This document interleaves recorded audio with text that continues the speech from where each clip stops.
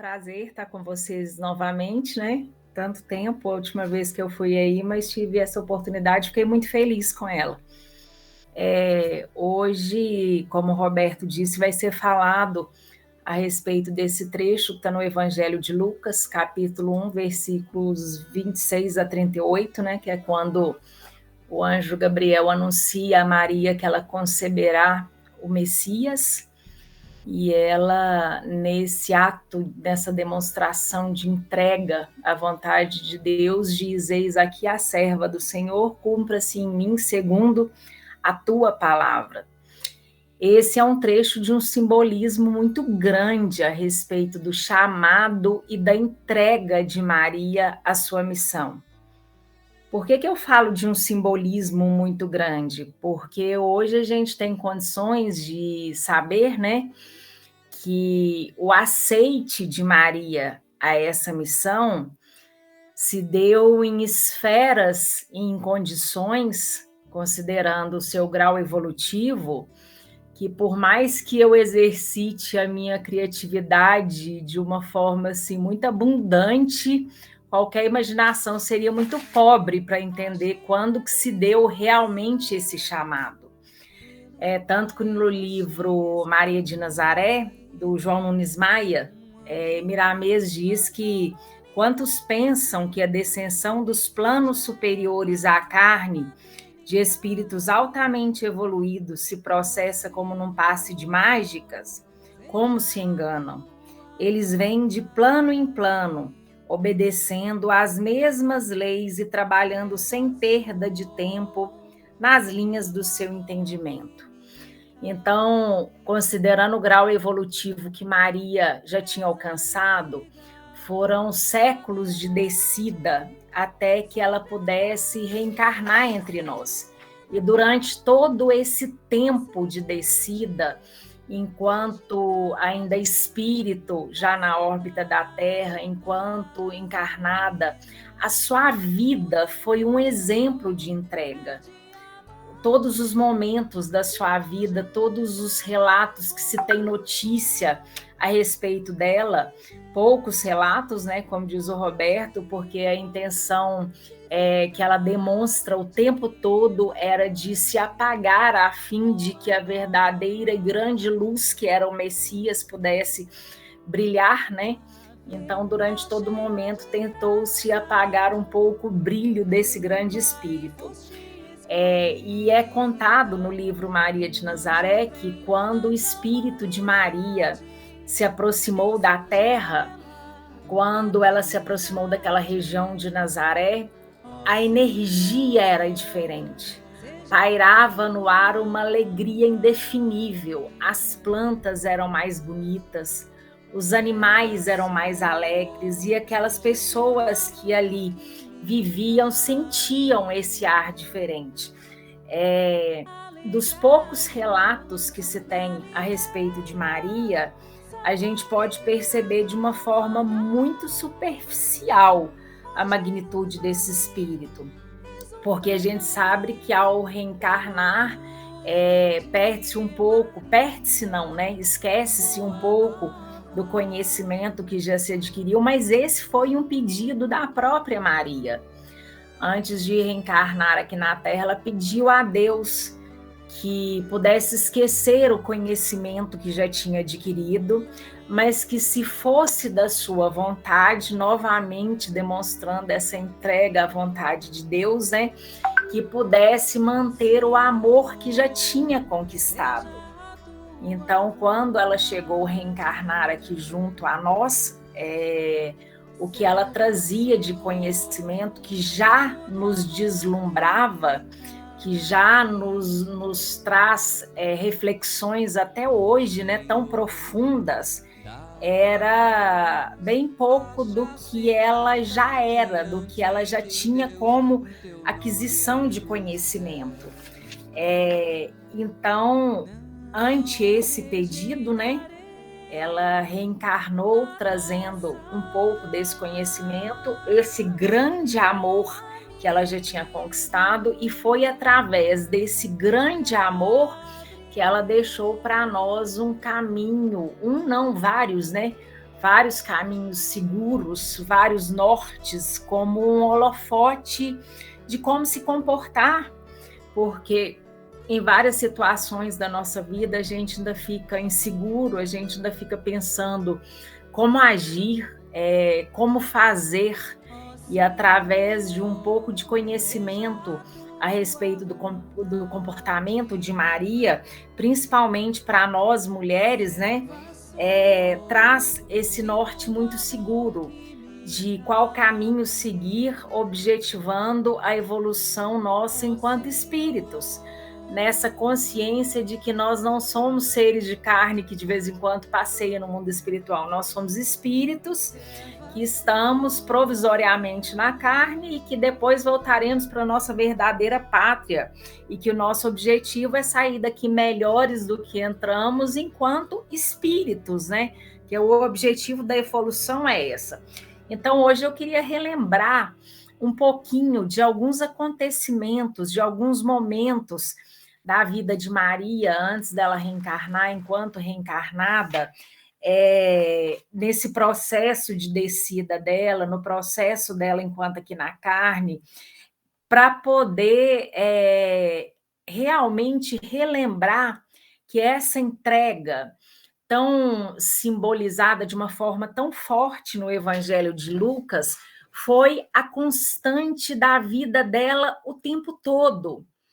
Então, desde o momento em que ela aceitou essa missão, igual eu disse, em esferas e em condições que eu sequer tenho como imaginar, vamos dizer assim, durante todo o processo de descida, enquanto encarnada, a vida dela foi um constante aceite dessa missão, um constante trabalho ativo nessa missão e uma constante entrega e confiança na vontade de Deus, na bondade de Deus. Essa foi a constante da vida dela. Durante a gestação, Maria pediu a Deus que seu espírito não ficasse inativo, que ela pudesse trabalhar. E considerando a magnitude desse espírito, ela tinha condições para isso. E então, durante a gestação, ela ingressou num grupo, os Ceareiros do Bem, né? E junto com Iléu, Isaías, realizava trabalhos de desarticulação de grupos trevosos.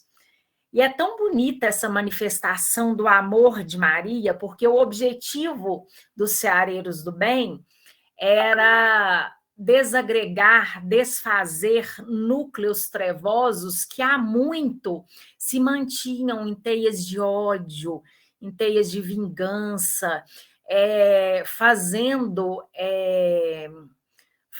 com que outros espíritos que eram capturados por esses grupos, né, fazendo condicionamentos mentais com esses espíritos, e buscava-se desarticular esses grupos, e eu achei isso muito bonito quando eu estudei, não só para que aquele ambiente tivesse energeticamente melhor para a vinda do Cristo, mas que para que esses espíritos equivocados também pudessem aproveitar melhor os ensinamentos que o Cristo traria, pudessem aproveitar melhor essa grande luz que eles receberiam. Então, era também em benefício deles. Isso é muito bonito, é muito amor.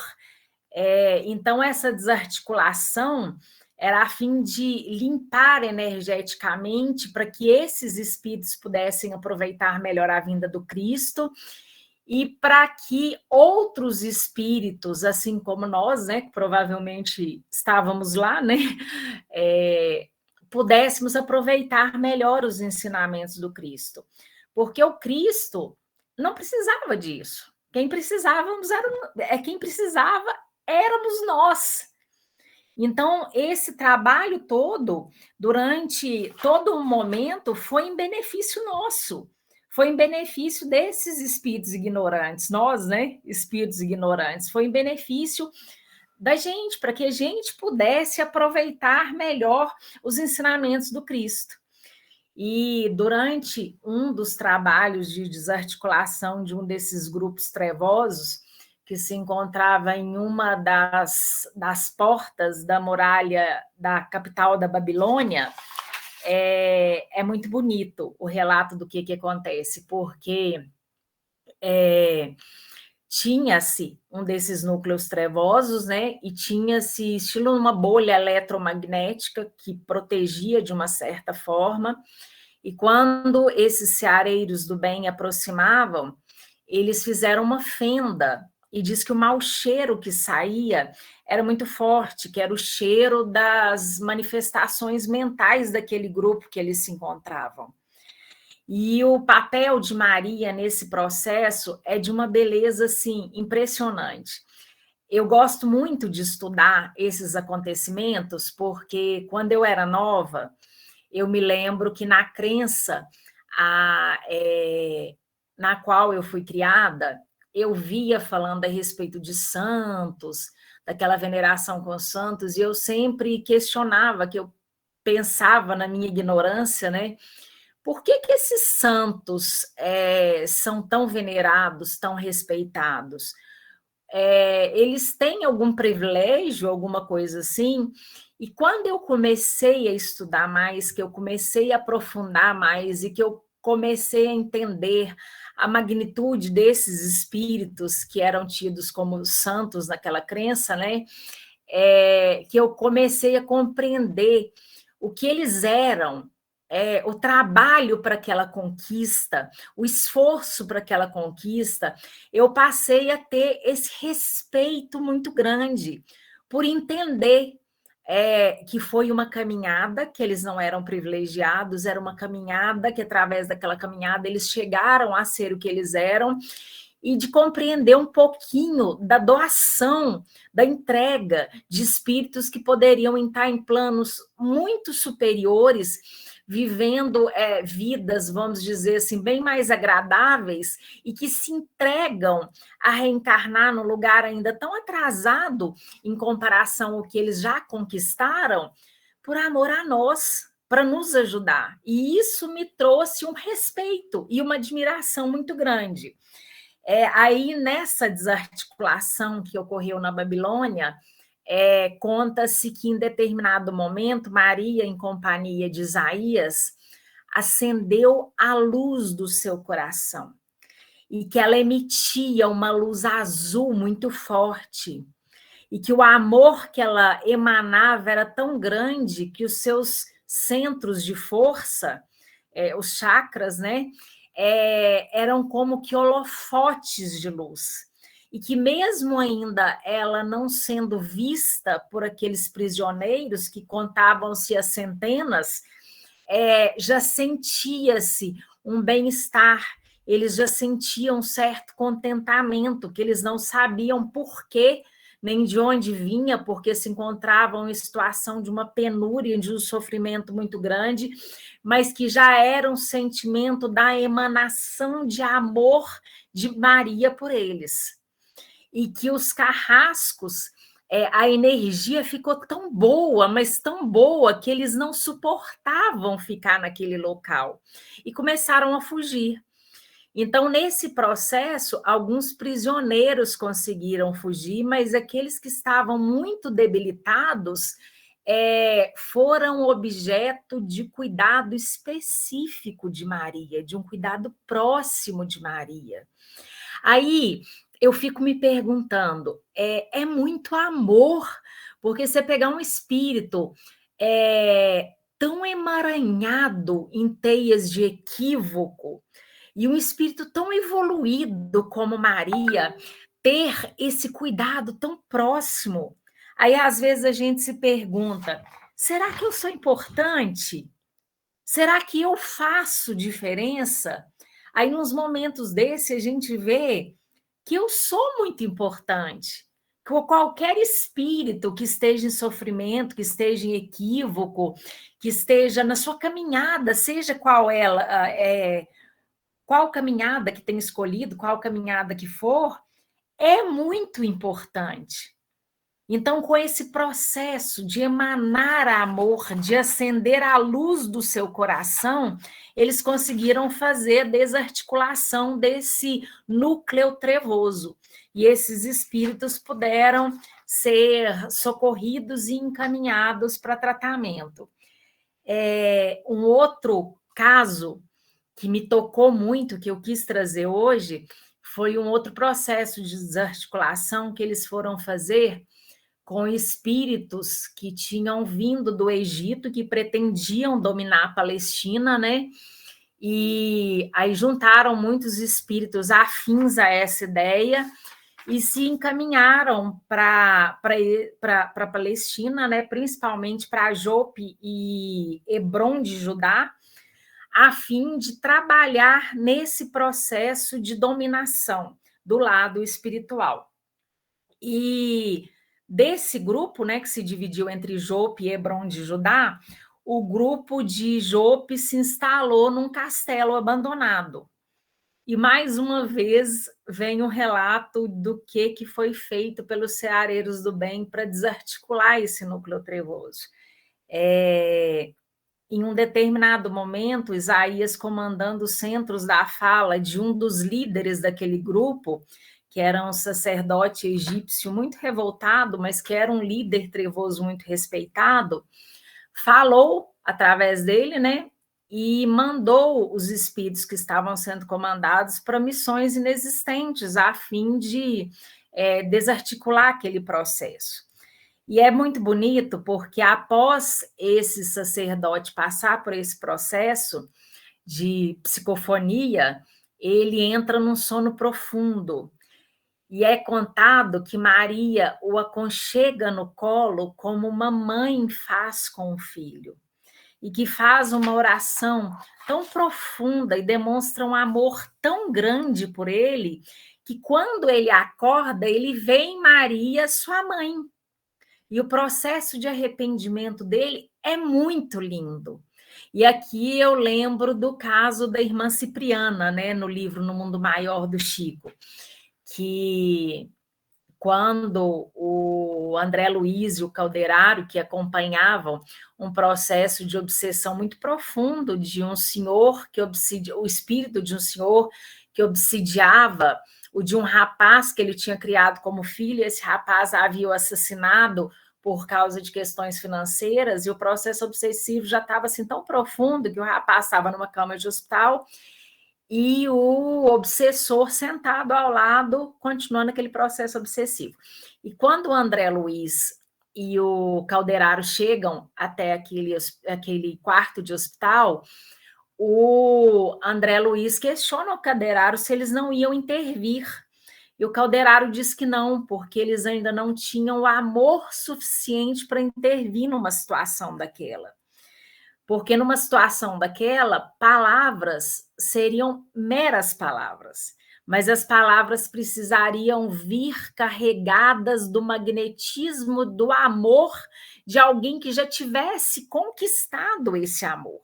Então, seria necessário chamar a irmã Cipriana.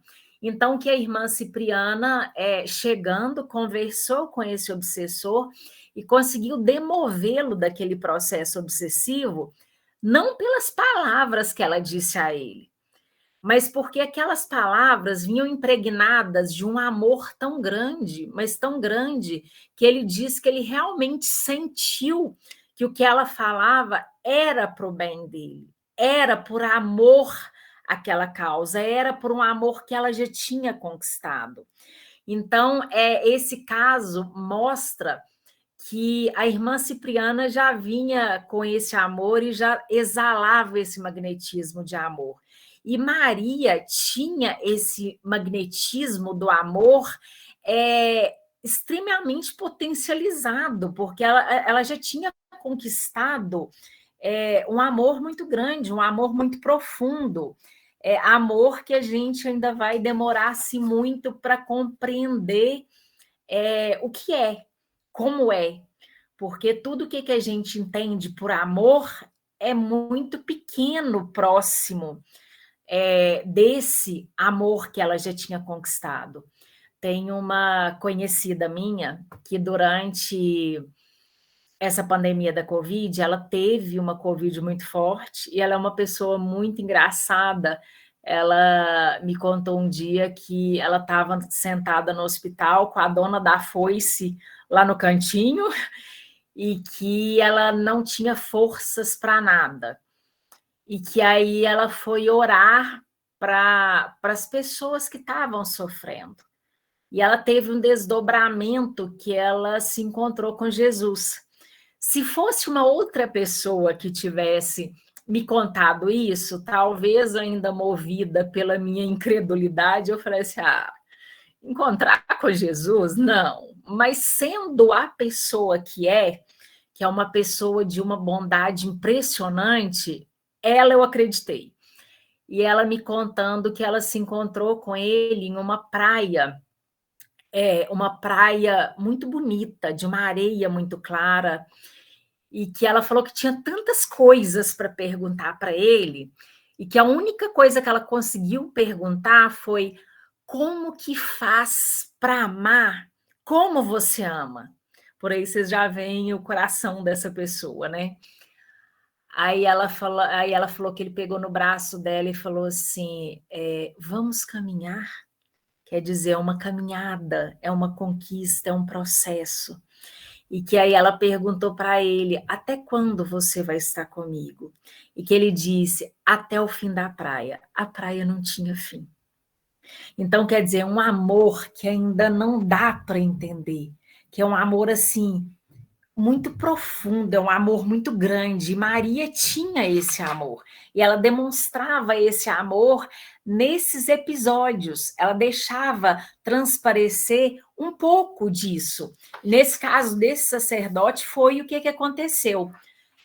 Após desarticular esse grupo, eles foram para a desarticulação do outro grupo em Hebron de Judá. E esse grupo tinha se instalado em um depósito agrícola nas cercanias da cidade. E os ceareiros do bem participaram de algumas reuniões sem serem percebidos, né? Para entender o que ali se fazia, qual era o processo, né? E após participar, em um determinado dia, um funcionário daquele local dormiu, esbarrou no fogo, né? Que caiu e pegou fogo no capim que estava ali armazenado, e aquele fogo distraiu um pouco aqueles espíritos trevosos, né? Porque no livro é ensinado, né, no livro do Miramês, do Maria de Nazaré, é ensinado que eles não são alheios ao fogo por uma questão de condicionamento mental, e estando eles distraídos dos seus propósitos em razão daquele grande incêndio que ali ocorria, foram capturados por uma tela eletromagnética.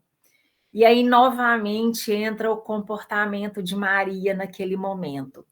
Vendo aqueles espíritos ali desesperados, presos, sofrendo, sem entender muito bem o que estava acontecendo,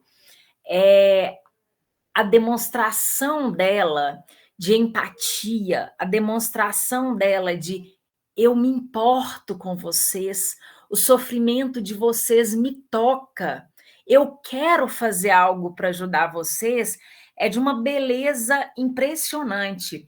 Aí conta-se que ela abaixou o seu nível vibratório a fim de que pudesse se tornar visível a esses espíritos, e que quando eles viram-na abençoando-os, emitindo energias de bênção, de amor, de empatia, eles a viam com uma luz tão grande, apesar desse esforço dela para baixar o seu nível vibratório, eles a viam com uma luz tão grande, mas tão grande, que cada um enxergava nela aquilo de mais sagrado que tinha em si. Alguns como uma santa, outros como uma mãe, outros como um anjo. E o processo de arrependimento é tocante. E esse processo de arrependimento, eu volto a repetir, não é pelo que ela dizia, era pelo que ela emanava, era pelo que ela exalava, era pelo aquele magnetismo de amor, de fé, de força, de se importar, de querer ajudar, que ela exalava.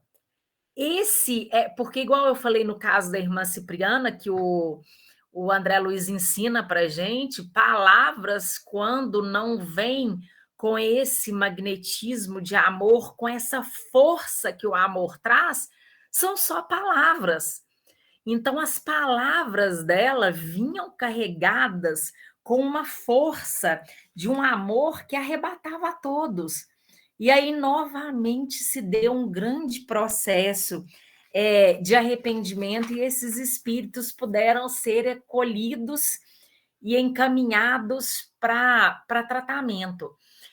Uma vez eu ouvi um caso que eu achei muito interessante de um processo obsessivo de um espírito que estava assim muito tempo arraigado nesse objetivo dessa obsessão, e que as vidas dele, as encarnações dele tinham sido tão sofridas, tão pesadas, que os irmãos espirituais não conseguiam acesso ao seu coração para tentar ajudá-lo. E que num determinado momento ele teve uma lembrança de uma professora do maternal, que era uma pessoa muito carinhosa, e que naquele minutinho que ele teve aquela conexão mental com aquele carinho daquela professora, abriu-se a oportunidade para que os espíritos de luz tivessem acesso a ele e que pudessem começar esse processo de acolhimento. Então, Maria, com seu grande amor, ela trazia em todos esses seres o melhor deles. Por mais que eles estivessem há muito tempo arraigados, há muito tempo insistentes nesses processos, ela trazia, ela conseguia fazer emergir do interior deles o melhor que eles tinham. Ela conseguia trazer esses lampejos de querer esse colo, esse aconchego, e era onde conseguia-se o acesso para o acolhimento deles. Quando do nascimento de Maria, o Miramês conta no livro que foi de uma beleza muito grande, que vários líderes espirituais de várias pátrias se encaminharam àquele local para poder prestar homenagem e abençoar aquele grande espírito que ia encarnar a gente, que teria um processo tão importante, tem até hoje nas nossas vidas. Tanto que no livro Maria de Nazaré, o Miramês diz que desce dos céus por misericórdia divina um anjo do Senhor, alma lapidada na força do amor, que já percorreu muitas pátrias e que conhece inúmeras estrelas. Esse espírito já sintetizou em si todas as virtudes conhecidas na Terra, e com certeza várias outras virtudes que ainda desconhecemos, né? E quando Maria reencarnou, os mentores espirituais que ajudavam naquele processo ainda tentaram, mais uma vez, diminuir um pouco o seu brilho, a sua magnitude, vamos dizer assim, para o melhor aproveitamento do trabalho. Então, quer dizer que tem-se poucos relatos a respeito de Maria, que há muito, nesses relatos fica muito claro que o objetivo principal era ela ser coadjuvante da vinda do Cristo, uma coadjuvante de uma importância enorme, né? Porque trouxe no seu ventre o Messias, né? Mas o tempo todo ela própria buscou apagar a sua luz a fim de que a luz do Cristo pudesse brilhar com maior força, vamos dizer assim. E mesmo ela tentando, os relatos a respeito dela são assim, de trazer uma admiração muito profunda, os relatos do pouco que a gente sabe a respeito dela e da Maria que chegou até nós de forma extremamente, vamos dizer assim, amenizada na potência do que ela já era.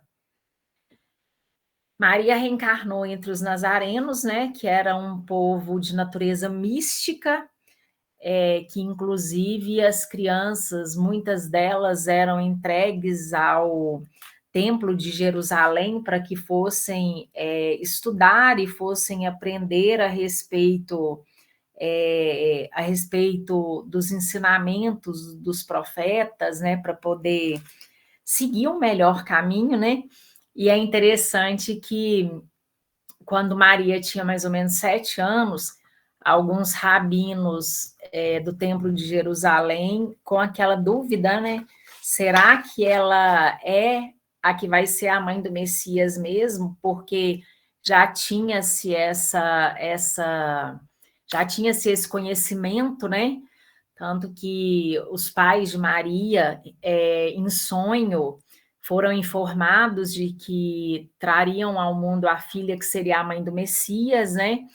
Outros também sonharam com esse acontecimento. Até um dos rabinos, que era um rabino de muitas virtudes, da Zedamoá também, foi informado em sonho, né? Mas com aquela dúvida, né? Será? Porque um lugar tão humilde, né? Entre pessoas tão humildes, né?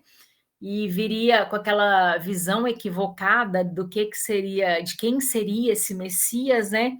Alguns rabinos se dirigiram até a casa de Maria a fim de conversar com ela para ver se ela demonstrava algo de diferente que pudesse indicar que ela tinha algo de especial, a ponto de ser a mãe do Salvador, né? E é muito bonito porque no diálogo que eles têm com ela, eles perguntam se os judeus realmente era um povo privilegiado, né? Porque era o povo no seio do qual o Messias viria, seria o povo escolhido. E ela, com 7 anos, responde que um amigo dos pais dela havia lhe contado que são os médicos, são os doentes que precisam de médicos. Então, que se Jesus viria entre os judeus, com certeza que ele era um povo muito doente para precisar de tamanho médico. Mas que não existe povo escolhido de Deus, que todos os povos são escolhidos de Deus. Então, que se Jesus viria naquele meio, como Deus a ninguém desampara, para outras partes do mundo, outros espíritos seriam encaminhados a fim de levar a mensagem que o Cristo traria para nós. Porque Deus a ninguém desampara.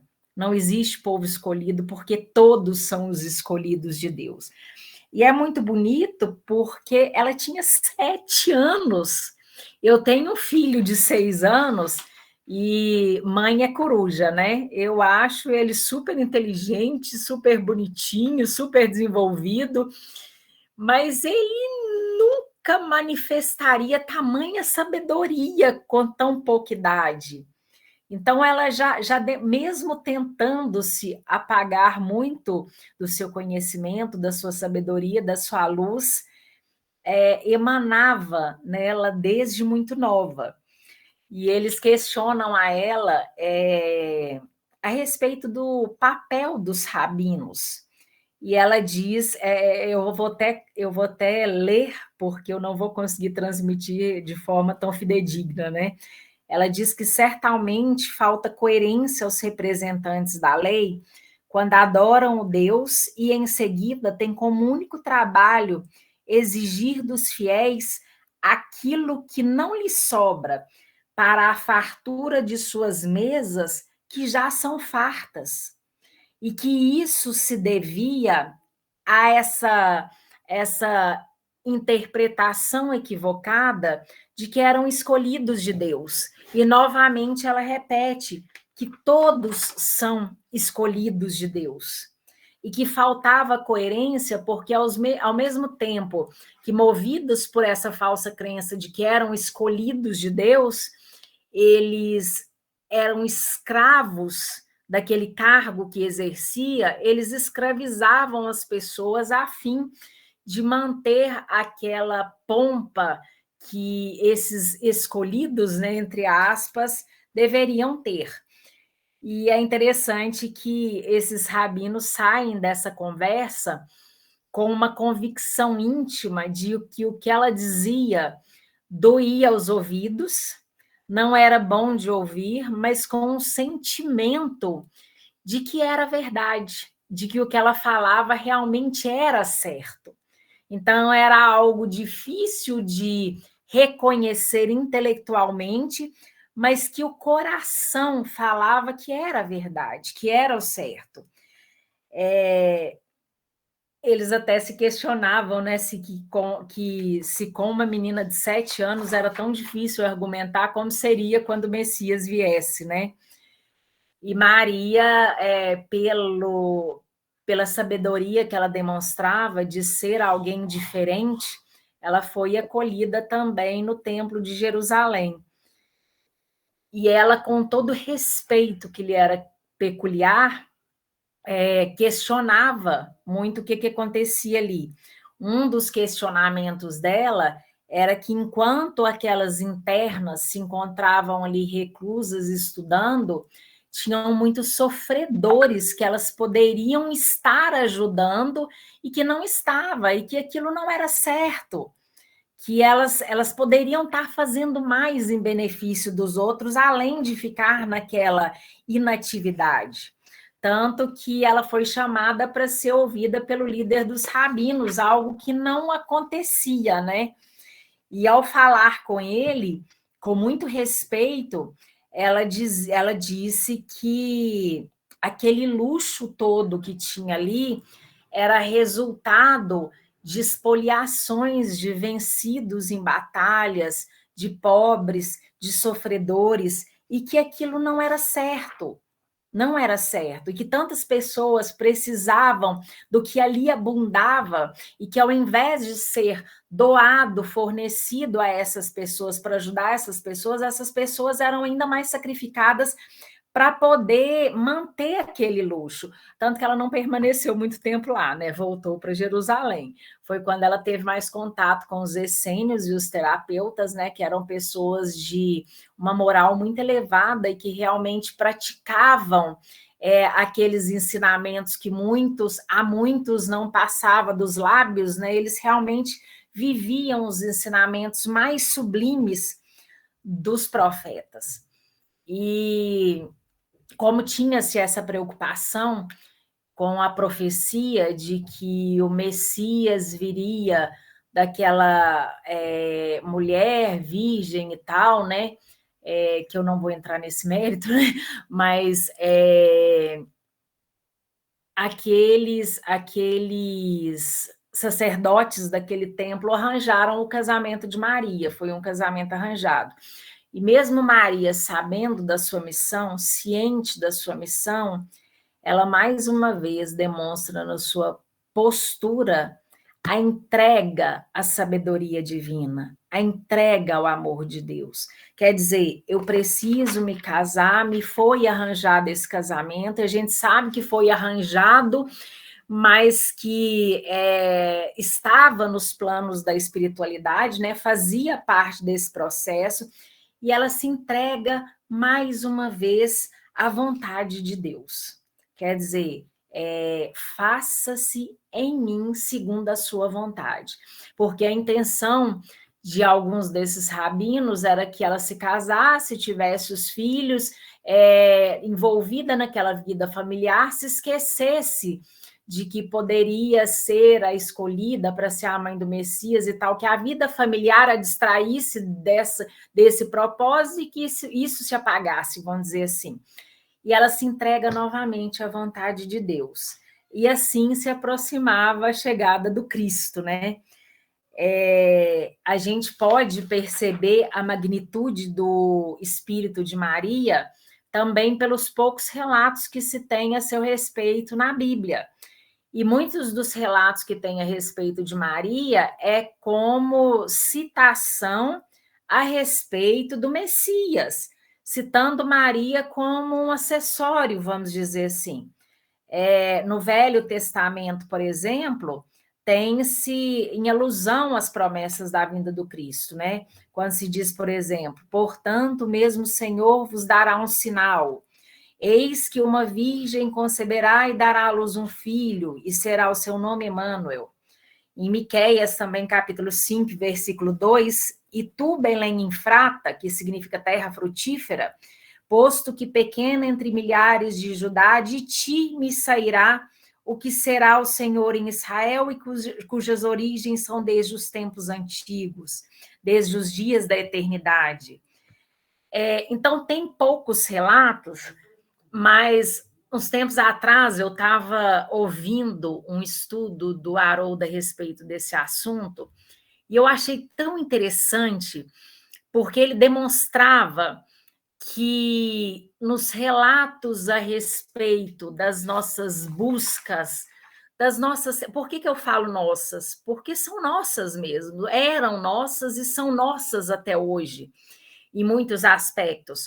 Nos relatos das vidas de tantas mulheres no Velho Testamento, das suas buscas, das suas tentativas, dos seus acertos, dos seus erros, das suas experiências para entender o que é Deus, mas ainda tão distanciadas do Deus que a gente começa a tentar compreender um pouquinho e que a gente ainda compreende tão pouco, daqueles relatos dos sofrimentos, por exemplo, na história simbólica de Eva, né, que traz um simbolismo muito grande daquela mulher que, não aceitando os limites que lhe foram impostos por Deus, se entrega àquele projeto deslocado da figura simbólica também da serpente, de tentar ser Deus, de tentar agir como Deus. De outros relatos também, de outras mulheres, por exemplo, de Tamar, que se casou, mas que o marido morreu, e pela lei que regia na época, se casou com o irmão dele, esse irmão também morreu, e ela, sem marido, sem filho, se vê desamparada, e numa tentativa assim apavorada de tentar buscar um abrigo, um resguardo, ela se fantasia, se veste de prostituta e engravida do sogro. Então, são relatos assim de uma falta de confiança muito grande em Deus, de tentar agir apressadamente, não confiando que Deus nos ampara, até na dificuldade Deus nos ampara. Então, quando vem Maria, ela mostra que pode ser diferente. Porque de todos esses acontecimentos que a gente vê no Velho Testamento, o resultado é sofrimento. Não que Maria não sofreu, mas da vida de Maria mostra-se uma alegria resultante que ultrapassa encarnações, que vai muito além. Então, Maria mostra que pode ser diferente, que tem caminhos diferentes, que Deus ampara, que Deus cuida, que até quando está ruim, que até quando está difícil, é para o nosso bem. Então, ela mostra essa luz desse caminho diferente a ser seguido, um caminho realmente de um entendimento maior desse Deus Pai. Porque no livro A Gênese, do Kardec, é dito que o principal aspecto da missão do Cristo é nos reaproximar de Deus, porque nas nossas vivências de erros, desenganos, de desacertos, de sofrimentos, elas resultaram num distanciamento de Deus, desse Deus que é amor, desse Deus que é pai, desse Deus que provê, desse Deus que cuida. E Maria nos mostra novamente essa entrega a esse Deus de amor. Aí a gente volta no Novo Testamento. No Novo Testamento a gente tem relatos em Mateus, em Lucas, né, que é o que a gente está citando hoje, né, que a gente está falando mais especificamente hoje do capítulo 1, versículos 26 a 38, e a gente chega novamente no trecho que é o tema de hoje. Eis aqui a serva do Senhor, faça-se em mim segundo a sua vontade, que é desse simbolismo enorme de entrega de Maria à sua missão e à vontade de Deus. E eu volto a repetir, de um simbolismo muito grande, porque a vida dela foi essa entrega a esse chamado. A vida dela, desde quando se tem notícia, mesmo que de forma remota, de quando ela começou seu processo de descensão, foi um mergulho nessa missão, um mergulho ativo nessa missão. Antes de reencarnar, no processo de descensão, enquanto encarnada e até hoje. Porque quando a gente vê no livro Memórias de um Suicida, de os Suicidas da Ivone, que a gente vê o trabalho dos servos de Maria, é de uma beleza tão grande, de acolhimento com esses espíritos tão desesperados que chegaram ao ponto de tirar a própria vida. É um processo de carinho, de acolhimento, de colo, que só um grande colo de mãe, como Maria, é capaz de fazer. Então, até hoje, Maria traz esse colo, traz esse colo. Todas as vezes, depois que eu li o Memórias de um Suicida, que eu ouço algum caso de algum suicídio, eu peço a Maria que acolha no seu colo aquele espírito desesperado, porque é o que esse grande colo de mãe faz. E Maria, ela é um exemplo muito grande para todos e principalmente para nós mulheres, porque hoje em dia a gente vê mulheres tão fortes, mulheres tão capazes, numa busca de se igualar aos homens em razão dessas distorções que ainda existem, que são resultado ainda de uma ignorância que vai ser superada com a evolução da humanidade e que se igualam muitas em qualidades, mas muitas nos defeitos. Nos defeitos que muitos homens alimentaram em razão de um excesso de liberdade com a qual eles não conseguiram lidar. E Maria é um exemplo para nós, porque ela mostra que, mesmo tentando diminuir seu brilho, apagar seu brilho, ele exalava. Então, que superioridade não tem a ver com sexo. Gente, desculpa. Eu esqueci o telefone aqui. Superioridade não tem a ver com sexo. Superioridade tem a ver com espírito. Porque até essa questão de mulher, homem, faz parte da nossa vida, porque a gente ainda tem experiências pelas quais a gente precisa passar. Mas com a nossa evolução é algo que vai ser superado. Então, ela mostra que a superioridade é algo que vem do espírito. E ela mostra quais os caminhos a gente realmente deve seguir para buscar essa evolução que realmente faz diferença.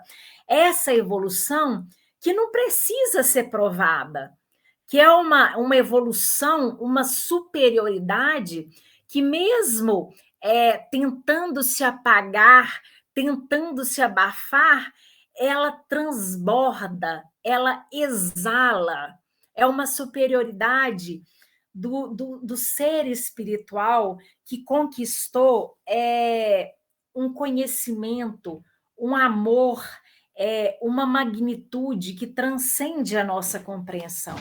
E isso é um exemplo muito grande, porque mostra qual o verdadeiro caminho a seguir, sem perda de foco, sem perda de objetivo, sem perder tempo com distrações, com buscas de igualdade em aspectos que são materiais, que são desse mundo de carne, mas que para o espírito não é o que faz diferença.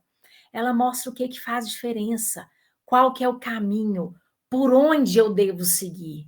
E inspirando no exemplo de Maria, a gente pode trilhar um caminho com menos curvas, vamos dizer assim. Um caminho que possa realmente mirar no verdadeiro objetivo, que é sair daqui melhor do que chegou.